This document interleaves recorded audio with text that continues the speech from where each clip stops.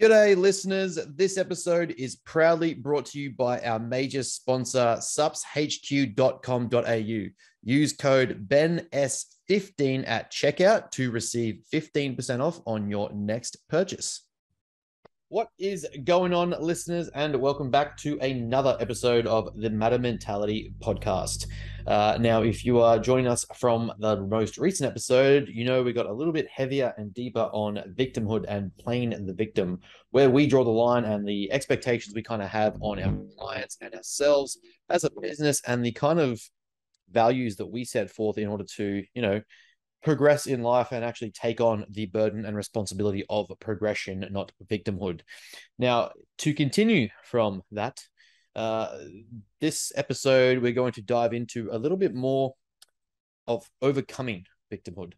So, as we've talked about, you kind of have to have a reason to why you are doing things. You need a purpose of the things that are happening and how to push through them and how to overcome them. And obviously, the bigger the reason, the bigger the meaning that you have, or the greater the meaning you have towards that goal, the more powerful it is to assist you in the endeavor of overcoming any problems that you have faced or been through or experienced.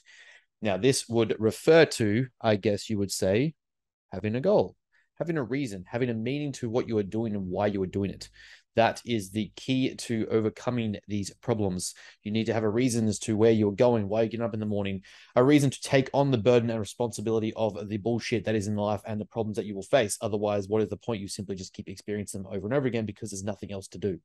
So why a goal? What is a goal? How do we set goals? Why are we setting goals? And what type of goals are we setting? Well, this all actually plays a very big part in sort of the outcome that you're going to achieve. There's so much more intricate detail to goal setting nowadays that we actually understand and comprehend from the more motivational goal setting science comparatively to just saying smart goals. I knew forever. I remember from a long time ago growing up that in our sports programs, in our performance programs, we're always told that smart goals are the be all end all, and that we should just simply, set a specific and measurable goal, an achievable goal, make sure it's realistic and has a time frame on it. And that's it. That's all you need. That's great. However, goal science has so much more to it psychologically and emotionally to connect to that goal to help someone achieve the outcome that we're trying to reach and actually sustain the duration, the destination to actually sustain the course and get to where they're trying to get to. So I guess firstly, a goal, if we're going to look at it from the perspective of confronting the burdens of life and taking life on, it is the aim or the specific desire of achieving something and setting forth a plan of action to undertake in order to make that outcome happen. Now, in saying that, there's a lot more to it than just simply saying, here's a plan, off you go. Everyone's great with a plan. Your plan goes to shit when you're hit with life. Mike Tyson said it the best, everyone's got a plan until they get punched in the face. So how do we sustain the problems? How do we sustain the goal? How do we sustain everything when that punch comes and inevitably hits us in the face? The first thing that we need to consider when we are setting goals, when we are really trying to achieve something significant, we're trying to set the goal that we're trying to achieve, is ask ourselves, what are our values? What defines us as a person? What defines the life that we want to live? If we were to break it down to 3 to 5 characteristics of a person, not traits, not actions, values. What do we value as an individual person?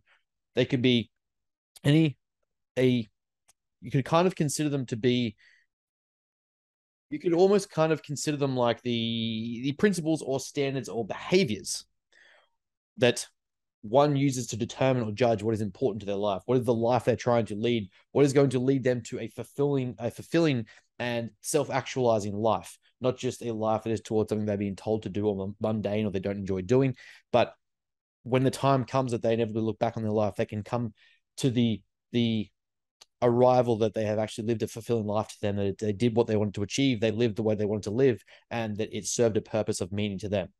So if we were to say that, understanding 3 to 5 values that you have as a person help us align and connect emotionally and psychologically with the physical and tangible goal that we're trying to achieve. Because we know there is inevitably going to be a period of time where those goals become hard, life gets in the way, problems happen, hiccups occur, and we have to face the choices of what we do. How do we continue? Should we continue? Why would we deviate? It's easier to say no. It's easier to stop. It's easier to quit. Is that aligned with our values? Is that in line with us as a person? Is it aligned with us as individuals? Is it aligned with the values that we have set forth and we are attempting to live by? Because if it's not, we're able to make value orientated decisions that will take us inevitably towards the goal we're trying to achieve, even when things get hard. We call this a choice point, and we'll go a bit further into that in a moment. But essentially, this allows us to kind of govern and guide the life we're trying to live, so that even in moments of doubt, stress, problems, traumatic experiences, if in the face of these problems, we can set decisions based on what we value a fulfilling life would be, what we determine our values are, and how they should kind of govern our behaviors. So understanding values is first. Then we would have what Matter would deem, and has been deemed by people like Steve Kopler, as high hard goals.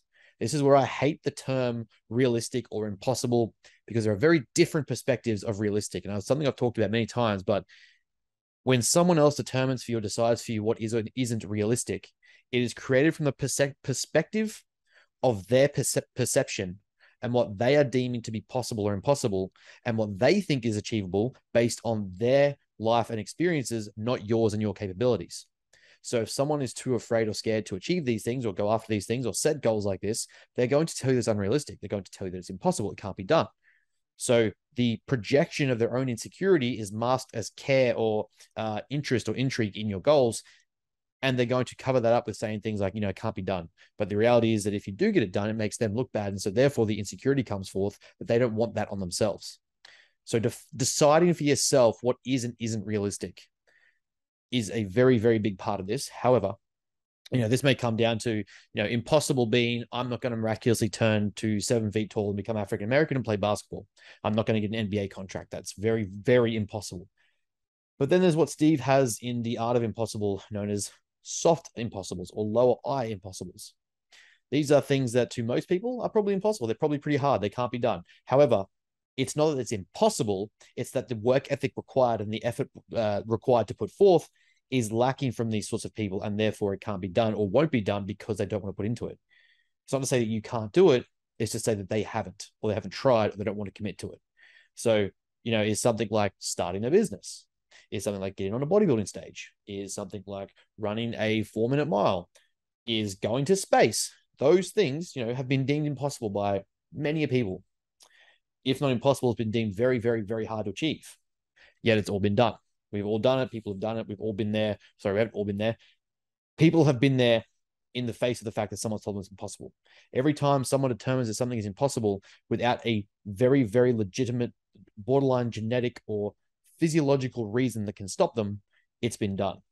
The 4-minute mile, space race, the electric car, the airplane, the 10 sub-10 second sprint, the 300-pound bodybuilder that's lean, the list goes on of what's been defined as borderline impossible, yet it's been achieved. There is probably sporting records that I don't even know about, that I can't comprehend, that have been told that they can't be done. Big wave rides and things like that are now just done all the time. The 4-minute mile was broken by Roger Bannister.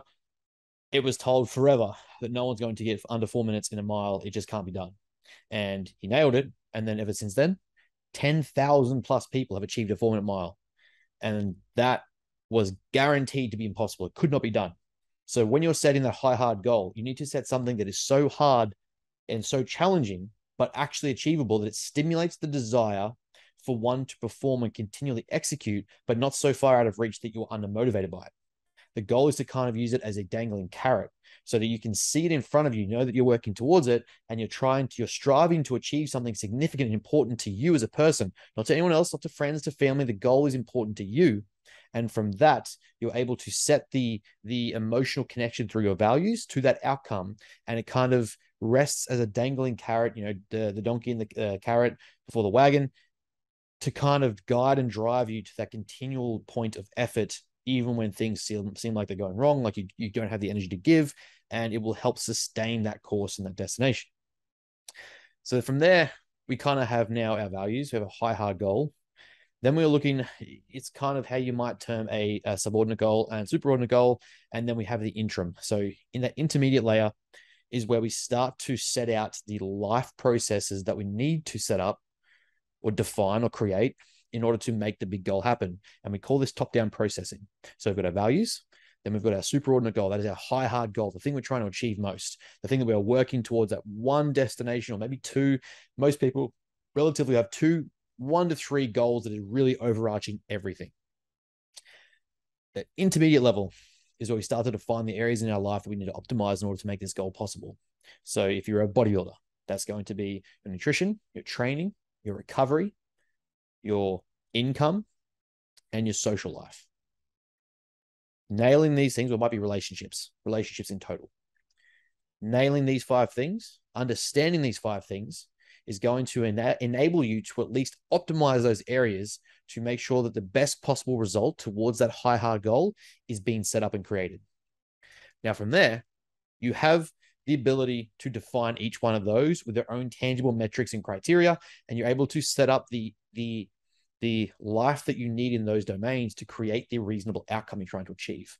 So if it's relationships, it might be having the communication with friends and family about what you can and can't do. For nutrition, for eating out, for family events, for birthdays, for social events, for social outings, for relationships and partners.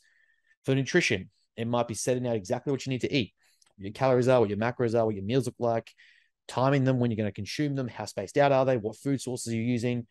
Finances, can I finance this behavior and these actions? Can I sustain the amount of food I need to eat? Can I sustain the supplements I need to take? Can I sustain my gym membership, my enrollments, my registration? How can I set up my finances to be in a position where I'm not going to go broke by doing this thing? Then you might look at your training. Is it to a specific outcome? Is it a progressive program that's going to lead to a specific outcome in my overall physique development? Is it going to achieve the results that I want? Is it going to help me get to the destination I'm trying to get to? And then you might look at psychology again. So this will all kind of tie back in. Am I mentally set up and sound in a place where this is going to allow me to achieve this result over long term without collapsing, crumbling, breaking, hating everyone, hating life, blaming XYZ on X eating disorder and X social body image issue? How have I set up my life mentally and psychologically to sustain this goal, because it's going to be extreme? And this is just an example of how you can how you might break it down, but this is the way in which you can start to take a very hard goal, a very impossible task or feat that people have defined as impossible, and you start to tangibly break it down into steps and processes that enables you to actually achieve them. Because from there, now we have these areas worked out. Then we set up the daily actions, the daily criteria of lists and things that we need to tick over. So when we look at that high, hard goal, we can know that in these domains, we need to achieve these things. And to achieve those things requires daily interactions and daily activities that's going to enable that to progress forward and move us towards that outcome. Now, each week you can reflect on this. And it's what we do at Matter, and what our clients do with their goal setting is reflect weekly on the goals that you have set, what your weekly actions look like, reflect on the week that's been. How can you be better? What actions are you focusing on this week that's going to take you towards that goal? Is it, if it's getting shredded, is it sticking to calories, eating the calories provided, which is probably going to be a decrease in total calories, landing in a net deficit to increase fat loss? Is it going to be getting optimal sleep? Is it going to be making sure you turn up to work still without losing your job, making sure you're hydrated, making sure that you're well fed, make sure you're eating properly and eating the food when you need to without cheating and without, eating off plan, without over consuming calories? Cheat's a bad word. I already regret using that. Without slipping off your total intake and, missing meals or overeating meals, that's going to lead to you being further and further away. All these things now become daily actionable behaviors that is taking you inch by inch closer towards that goal. So if we connect this back to the previous episode, regardless of what your goal is as a person, if it is shaped and framed in the right way, the inevitable or the logical conclusion should be that it's always you progressing and striving towards that positive outcome that is going to lead to you evolving and progressing as a person. The goal itself is not so much the concern. When people get caught up in other people's goals, it blows my mind, because the goal itself shouldn't really be the concern or the major issue. Is this person progressively aiming to be better and better each day as an individual? And how is it going to culminate in the life they're trying to live? If they are building a positive, progressive, developing life, who cares what the goal is per se, provided they aren't doing harm to others? It may not be in line with the life you want to live. It may not be in line with the life that you enjoy. It might be in line with the values that you have. That's not your concern to have unless it starts to affect and hurt yourself or others around you because of that person's goal. If the person is aiming to progress and move forward, and they're setting these goals that are beyond what you comprehend as normal or acceptable or crazy or realistic, if each day they are being a better and better person, progressing and striving in life with the intent to be better than they were the day before, it is not your position to stop them. Yet we somehow think that we should, or, people get caught up in others' goals and what they think is acceptable and okay. And it blows my mind, because what's normal to one, as we've talked about before, is not normal to the other, is not normal to the other, is not normal to the other. The greater the degree of the goal, the greater the intensity of sacrifice that you have to give up in order to make that goal possible. So if you don't have a high, hard goal that is crazy in nature, that is rather extreme, you cannot comprehend what it's like to be the person that has one, making the decisions and sacrifices in order to make that possible. So take that as you will. But if you hear someone else setting a crazy goal, it's not your job to tell them it's impossible. It's your job to say, hey, are you actually sound for this? Are you set up for this? Is this going to happen? Can you make this happen? Are you willing to put in the work required? Because if you're not, there's no point starting. But it's not for me to decide what is or isn't realistic. No one would have believed Elon Musk that he's going to make $1 trillion company. No one would have believed Jeff Bezos is making $1 trillion company. No one would have believed Michael Jordan that he's taking 6 rings. These things that people define at some point or another as impossible or can't be done were eventually done by someone, and that now deems that task possible. $1 trillion business is now possible. 6 rings in the NBA, now possible. All these feats that people consider to be extremities or outliers or can't be done or shouldn't be done and shouldn't aim for them is based on their fear or insecurity of what they are considered possible and what they've attempted to do. And it frustrates me to no end, because it is not our job to concern ourselves with that. It's to make sure that we should be setting our own crazy goals. We should be setting our own high, hard goals with the intent to achieve something significant in life so great that it overcomes the bearing of the pain, the suffering, the frustration, the anger, the anchoring that comes from life, and enables us to achieve something more important than those things. So therefore, it's worth waking up for in the morning. It's worth waking up and doing and striving towards and trying to achieve and trying to reach. Because each day you inevitably are working towards something greater than yourself and greater than where you are, which is going to require you to forcibly evolve and get better and improve, which inevitably is going to lead you to becoming a better human. And it's going to leave a better mark for the people that come after you. That should always be the goal, regardless of what the defined goal is. That is the goal that we're trying to achieve. To wrap that all up, we then have an individual sort of choice, which has been a huge proponent for me when it comes to my bodybuilding career, to my dieting, to my training, to my business, my overall life, is the recognition of choice that comes in each moment when we are presented with options. And every single moment you're presented with, let's say you're on a calorie deficit and the office has cakes and donuts and ice cream and beer and wine every Friday. Every Friday, you now know that you are presented with a choice, and we call this a choice point. To the right of the arrows is the life you're trying to live, the goals that you are striving towards, the values that you are living or claim that you want to live by. The left arrow is things that are going to take you away from where you want to be. They're the unaligned values that you live by, that you don't want to live by. They're the actions you don't want to embody, or that's going to take you away from the goals you're trying to live and the values you're trying to live. The dead center of it, we have the current choice situation. We have the current moment that you're in, the current circumstance, the experience, the situation. Shapes a big old V. Now, in every single choice, in every single moment that we're presented with options, we are given the duality of the dichotomy of choice. Is the choice I'm about to make going to take me towards the outcome I want, the life I want to live, and the goals that I've set, or is it going to take me away? When you stop yourself in that immediate decision-making process and think on this question, you are immediately empowering yourself to make the cognitive decision that what you are doing is what you actually want, and that you are able to comprehend and understand that decision comes with consequences. If you take the one away from it, it's going to take you away from your goals. You have to accept that for every one of those that you do and every one of those decisions you make, you're one step further away from the goal that you're setting. And vice versa, inversely, the more of these towards points that you make, the more of these towards choices that you make, the greater and closer the degree to which you come to that goal, and the more likely it is to occur.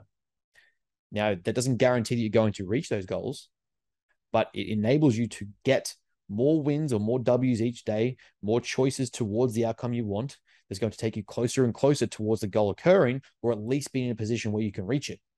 At the very least, in a day like that, full of a week like that, with a month like that, into a year like that, if the worst possible case is that you haven't reached that goal, you're now closer to achieving that than you ever were before, because you're accumulating and striving to achieve more wins each day in those decision making processes. That's going to get you towards that outcome than if you were to not make them, or you make away choices that end up with you stepping further and further back. If you can make those choices in the moment when you know you have your daily actions list and each one of the domains in your life has been optimized to achieve that high, hard goal that you have set, then guess what? You are going to inevitably either reach the goal or be in a much better position than before you started. That's just kind of where I like to go with goal setting. There's a whole list of data and studies that have supported the benefits of goal setting and the power that goal setting has. There was a study done at Yale University, and it's kind of a big one to come back to kind of finish up here. There was a myth that circulated around Harvard Business that they conducted this study where those who had goals in their business department, 70% of them went on to run successful businesses or make seven-figure businesses or seven-figure incomes. And of course, this was a myth when they actually dove into the research. This study was never actually conducted. However, there was a Yale professor who found that the idea of this study was so empowering, so deep, that they were willing to explore the potential of this research and see what it actually led to. And they found that those who had a goal versus those who had nothing were already, yes, like the research had said in the myth, in a much more likely position to achieve the goal they were setting. Then from there was more levels to it. Set a goal that you are connected to with your values. Tell your friends about those goals. Write those goals down. Act on those goals each day and reflect on them, versus all of the groups beforehand. The group that did all of those 5 things was close to 65% on average more likely to achieve the goal they'd set than if they haven't done those things. That, in line with what I've just told you, should blow your mind about how important it is to have a goal in place about something that you want to achieve and work towards. Not just a physiological or appearance-based goal, like I want to lose 5 kilos, or I want to be able to run a kilometer, or I want to go to the gym 3 times a week. Those aren't goals. They're more like task lists or action lists. When you set a goal, use this criteria and actually set up something that you can connect to and utilize as a pathway and a plan to achieve a specific thing in your life that you want to reach. Once you do that, you actually have a chance of making it happen.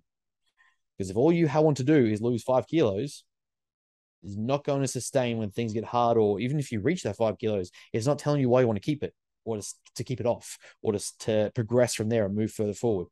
Goals, realistically, if we look at the 85 to 95 to 100 years of life we have, are going to be evergreen in process, continually expanding and growing and changing. Once you tick something off, it is not done. You're not done with it. That's not the end. It's not finished. There should be the next thing and the next thing. Every time we're setting a goal, we're progressively aiming to get better each and every day.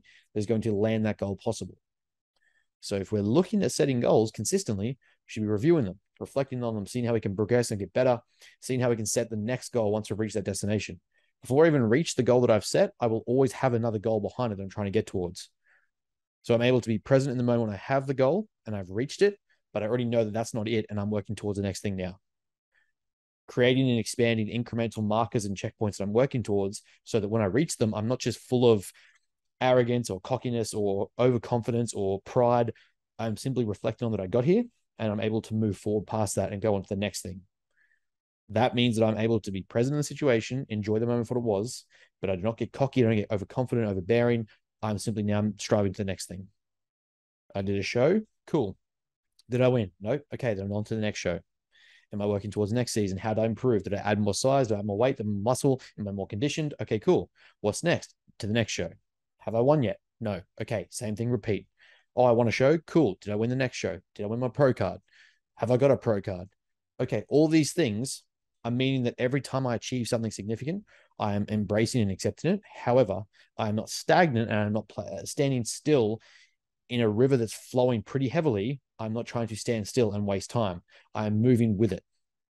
And I'm going in the direction I need to be going consistently. At the bare minimum, I'm striving at least a small pace towards the goal I'm trying to achieve, and then continuing past that. And something that some people, I find a lot of people struggle with, is that they'll reach a goal, they'll reach a body weight goal, they'll reach a training goal, something like that, and then all of a sudden it's over. And then they've done the 6-week challenge, they've done the 12-week challenge, and then what? And then it's straight back to the food they restricted, it's straight back to the lifestyle they avoided, straight back to the behaviors that they were changing, that they hadn't changed. The plan has stopped, the coaches had stopped, the system has stopped, and now it's back to doing what they're doing. And all the weight comes back, and now they're just repeating the same goal, and it's cyclical because there isn't anything progressing and striving past what they've already done. So when you take this and you go do what you want with it, make sure that you are reflecting, reviewing on what your values are. You're setting a goal that is beyond the current skill set that you have, that is going to force you to adapt and get better. There's going to be just enough out of reach that people want to tell you that you're crazy, but that it requires skill to actually develop and get better at, so that you can make it happen. Set up the domains in your life that need to be optimized and created to make this goal possible. And then you create the daily actions and tasks in those individual domains and environments that enable that goal to happen. Because no one exists in a vacuum. It's not just simply, here's my goal, off I go. There are individual components to the goal that you have in the life that you have that are going to require daily actions and daily donations of the fee that is required to make that goal possible. So that is how Matter views goals. It is how I view goals. Is how I think goals should be looked at and considered to be important, to be significant, to help you to achieve something in life that you're trying to get to.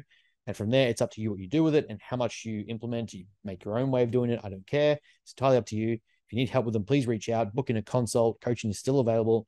Our courses are still open. There is still room for consultations. So please do not hesitate to reach out and book in. If you have any other questions, don't hesitate to message us, email us, find us on Instagram at matter_athletica or Ben_Mayfield_Smith_. And from there, we can get going together and actually start piecing some things and put them in place. Right, that is us for this episode. That is from me. Like I said, if you have any questions, please reach out, send me a message, get in contact, leave a comment, leave a review, whatever you'll do. And I will chat to you again in the next episode. Cheers, guys.